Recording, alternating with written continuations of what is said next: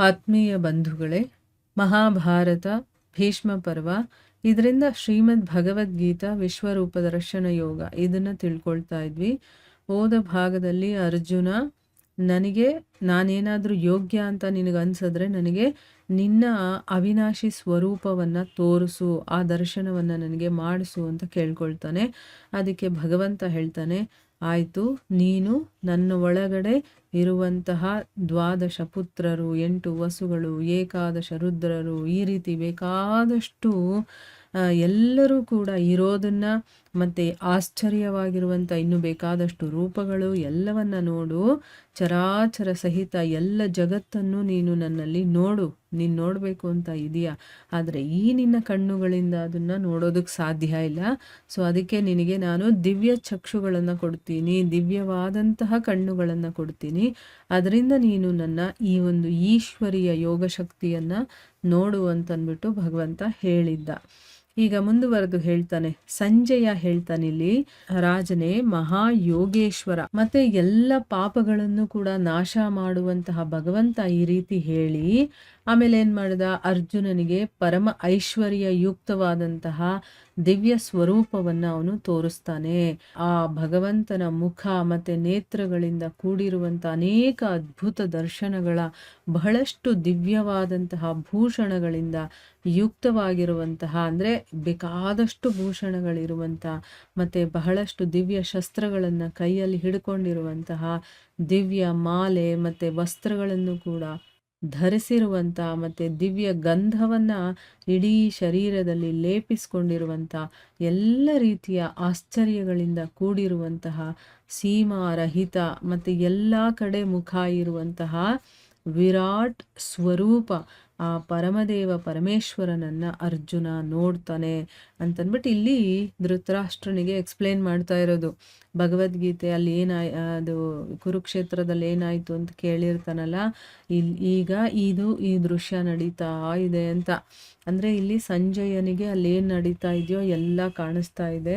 ಬೇರೆಯವರೆಲ್ಲರೂ ಕೂಡ ಸ್ಟಿಲ್ ಆಗಿಬಿಟ್ಟಿರ್ತಾರೆ. ಭಗವಂತ ಅವರನ್ನ ಒಂದು ಸ್ಟ್ಯಾಚ್ಯೂ ಥರ ಮಾಡಿಬಿಟ್ಟಿರ್ತಾನೆ.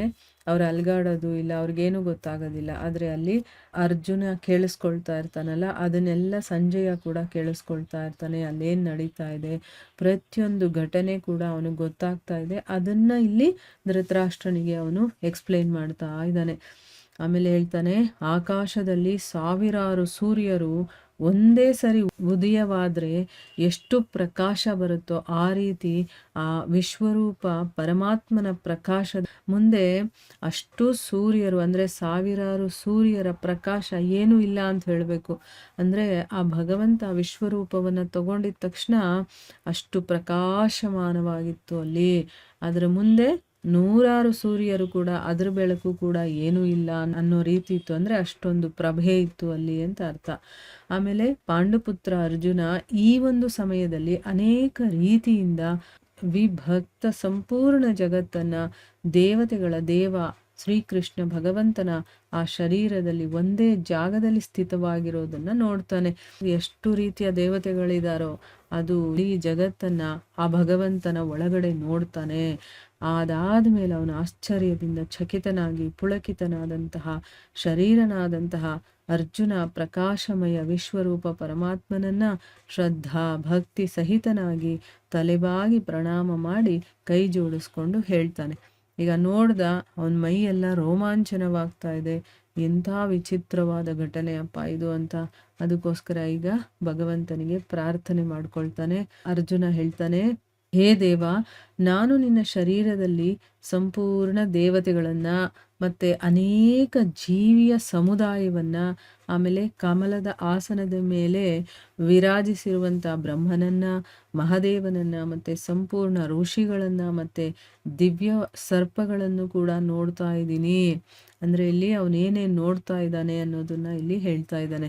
ನೋಡಿ, ಯಾಕೆ ಹೇಳ್ತಾ ಇದ್ದಾನೆ ಅಂದರೆ ನಮಗೆ ಗೊತ್ತಾಗಬೇಕಲ್ವ ಅರ್ಜುನ ಏನು ನೋಡ್ತಾ ಇದ್ದಾನೆ ಅಂತ. ಅದರಿಂದ ಇದನ್ನು ಈಗ ಭಗವಂತನಿಗೆ ಹೇಳ್ತಾ ಇದ್ದಾನೆ, ನನಗೇನೇನು ಕಾಣಿಸ್ತಾ ಇದೆ ಅಂತಂದ್ಬಿಟ್ಟು. ಆಮೇಲೆ ಹೇಳ್ತಾನೆ, ಇಡೀ ವಿಶ್ವದ ಸ್ವಾಮಿಯೇ. ಅವನಿಗೆ ಇವಾಗ ಗೊತ್ತಾಗೋಯ್ತು ಈ ಇಡೀ ಜಗತ್ತಿಗೆ ಅವನೇ ಒಡೆಯ ಅಂತಂದ್ಬಿಟ್ಟು. ಸೊ ಅದಕ್ಕೆ ಇಡೀ ವಿಶ್ವದ ಸ್ವಾಮಿ ಅಂತ ಇಲ್ಲಿ ಸಂಬೋಧನೆ ಮಾಡ್ತಾ ಇದ್ದಾನೆ. ನಿನಗೆ ಅನೇಕ ಅನೇಕ ಭುಜಗಳು, ಹೊಟ್ಟೆಗಳು, ಮುಖಗಳು ಮತ್ತು ನೇತ್ರಗಳಿಂದ ಕೂಡಿರುವಂಥ ಮತ್ತು ಎಲ್ಲ ಕಡೆಗಳಿಂದ ಅನಂತ ರೂಪದವನನ್ನಾಗಿ ನಾನು ನೋಡ್ತಾ ಇದ್ದೀನಿ. ಆಮೇಲೆ ಹೇಳ್ತಾನೆ, ವಿಶ್ವರೂಪನೇ, ನಾನು ನಿನ್ನ ಅಂತ್ಯವನ್ನು ನೋಡ್ತಾ ಇಲ್ಲ. ಅಂದರೆ ಏನು? ನಿನ್ನ ಅಂತ್ಯನೇ ಇಲ್ಲಿ ಕಾಣಿಸ್ತಾ ಇಲ್ಲ ನನಗೆ, ಮತ್ತು ಮಧ್ಯವನ್ನ ಮತ್ತು ಆದಿಯನ್ನು ಕೂಡ ನೋಡ್ತಾ ಇಲ್ಲ. ನಾನು ನಿನ್ನನ್ನು ಮುಕುಟಯುಕ್ತನಾಗಿ, ಅಂದರೆ ಕಿರೀಟವನ್ನು ಇಟ್ಕೊಂಡಿದ್ಯಾ, ಗದೆಯನ್ನು ಇಟ್ಕೊಂಡಿದ್ಯಾ, ಮತ್ತು ಚಕ್ರಯುಕ್ತನಾಗಿ ಎಲ್ಲ ಕಡೆಗಳಿಂದಲೂ ಕೂಡ ಪ್ರಕಾಶಮಾನನಾದಂತಹ ತೇಜದ ಒಂದು ಪುಂಜ, ಮತ್ತು ಪ್ರಜ್ವಲಿತ ಅಗ್ನಿ, ಮತ್ತು ಸೂರ್ಯನ ಹಾಗೆ ಜ್ಯೋತಿ ಇರುವಂತಹ ಜ್ಯೋತಿಯುಕ್ತ, ಕಠಿಣತೆಯಿಂದ ನೋಡಲು ಯೋಗ್ಯನಾದ, ಮತ್ತು ಎಲ್ಲ ಕಡೆಗಳಿಂದ ಅಪ್ರಮೇಯ ಸ್ವರೂಪವನ್ನು ನಾನು ನೋಡ್ತಾ ಇದ್ದೀನಿ. ನೀನು ತಿಳ್ಕೊಳ್ಳೋದಕ್ಕೆ ಯೋಗ್ಯನಾದಂತಹ ಪರಬ್ರಹ್ಮ, ಪರಮಾತ್ಮ. ಅಂದರೆ ಯಾರನ್ನ ನಾವು ತಿಳ್ಕೋಬೇಕೋ ಆ ಪರಮಾತ್ಮ ನೀನೇ, ಮತ್ತು ಈ ಜಗತ್ತಿನ ಪರಮ ಆಶ್ರಯನೂ ನೀನೇ. ನೀನೇ ಅನಾದಿ ಧರ್ಮದ ರಕ್ಷಕ, ಮತ್ತು ನೀನೇ ಅವಿನಾಶಿ ಸನಾತನ ಪುರುಷನಾಗಿದೀಯಾ. ಇದು ನನ್ನ ಅನಿಸಿಕೆ ಅಂತ ಅಂದ್ಬಿಟ್ಟು ಇಲ್ಲಿ ತನಗೇನು ಅನ್ನಿಸ್ತಾ ಇದೆಯೋ ಅದನ್ನು ಹೇಳ್ತಾ ಇದ್ದಾನೆ. ಅಂದರೆ ಎಲ್ಲವೂ ನೀನೇ, ಎಲ್ಲರ ಆಶ್ರಯನೂ ನೀನೇ. ಯಾರು ಕೊನೆಗೆ ಏನೂ ಇಲ್ಲ ನನಗೆ ಆಶ್ರಯ ಅಂತಂದರೆ ಅಲ್ಲಿ ಭಗವಂತನೇ ನಮಗೆ ಆಶ್ರಯ ಆಗೋದು. ಸೊ ಧರ್ಮ ರಕ್ಷಣೆ ಮಾಡುವಂಥವನು ನೀನೇ. ಅವಿನಾಶಿ ಸನಾತನ ಅಂದರೆ ಸದಾಕಾಲ ಇರುವಂತಹ, ಹಳೆಯ ಅಂದರೆ ತುಂಬ ವರ್ಷಗಳಿಂದ ಇರುವಂಥದ್ದು, ಅದಕ್ಕೆ ಆದಿನೂ ಇಲ್ಲ ಅಂತ್ಯನೂ ಇಲ್ಲ ಅಂಥ ಪರಮಪುರುಷ ನೀನೇ ಅಂತಂದ್ಬಿಟ್ಟು ನನ್ನ ಅನಿಸಿಕೆ ಅಂತಂದ್ಬಿಟ್ಟು ಇಲ್ಲಿ ತನ್ನ ಅಭಿಪ್ರಾಯವನ್ನು ತಿಳಿಸ್ತಾ ಇದ್ದಾನೆ. ಇದರ ಮುಂದುವರಿದ ಭಾಗ ಇನ್ನೂ ಇದೆ, ಅದನ್ನು ಮುಂದಿನ ಭಾಗದಲ್ಲಿ ತಿಳ್ಕೊಳ್ಳೋಣ. ಹರೇ ಕೃಷ್ಣ.